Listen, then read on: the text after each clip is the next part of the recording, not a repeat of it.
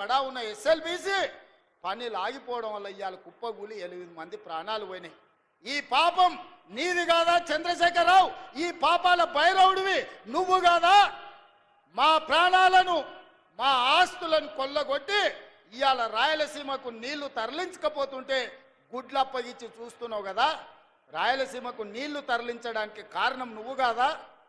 ఆనాడు రాజశేఖర రెడ్డి ఉన్నప్పుడు పోతిరెడ్డి పాడు పొక్క పెద్ద చేసి నువ్వు మంత్రిగా ఉన్నప్పుడు తండ్రి నీళ్లు తీసుకుపోయాడు.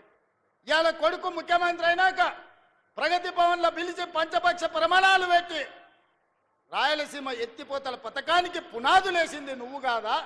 ఆలోచన కర్త కర్మ క్రియ రాయలసీమ లిఫ్ట్ చంద్రశేఖరరావు వేసిన పునాది రాయి. అంతెందుకు మిత్రులారా, నేను గుర్తు చేయదలుచుకుని ఇక్కడున్న మా యువకులకు, రాయలసీమ పోయిండు, రోజమ్మ ఇంటికి పోయిండు, రొయ్యల పులుసు తిన్నాడు. ఏమన్నాడయ్యా? రొయ్యల పులుసు తిని రాయలసీమను రతనాల సీమ చేస్తాన్న సన్నాసోడేవాడని నేను అడుగుతున్నా.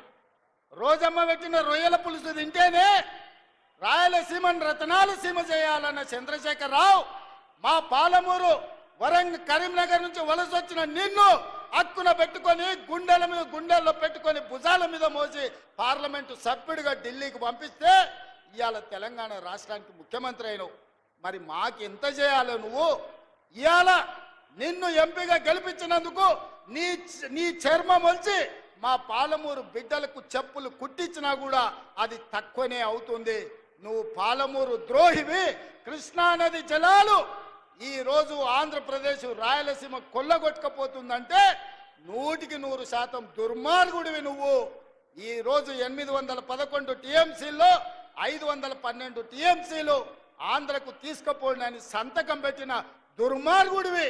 ఇవాళ సంతకమే తెలంగాణ రైతాంగానికి యమపాశమై ఈరోజు మా ప్రాణాలను బలిగొనే పరిస్థితి వచ్చింది. అందుకే ఇవాళ ప్రాజెక్టుల మీద నీళ్ల మీద పడావు పడ్డ పాలమూరు మీద ఇక్కడ పుట్టి ఇక్కడ పెరిగి, పుట్టింది అచ్చంపేట్ల, పెరిగింది వనపర్తిలా, గెలిచింది కొడంగల్లా. ఈ పాలమూరు రుణం తీర్చుకోనికనే తెలంగాణ ముఖ్యమంత్రినైనా మా నారాయణపేట కొడంగల్ మక్తల్ ప్రాజెక్టు ప్రారంభిస్తే కేసులేసి అడ్డుకోవాలనే